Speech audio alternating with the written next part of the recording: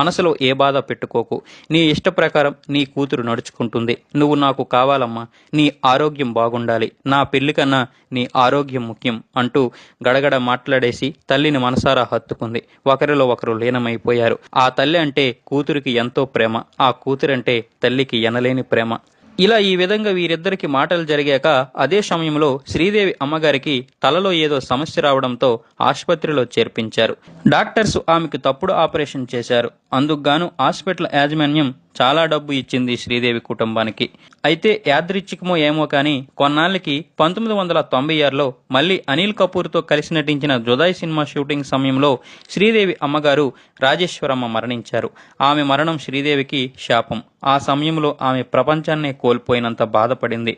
తనని తాను ఒంటరిగా భావించింది. మళ్ళీ కుమిలి కృషించిపోయింది. అయితే ఆమె చెంత బోని ఉండి అన్నీ తానే చూసుకున్నాడు. రాజేశ్వరమ్మ చితికి శ్రీదేవి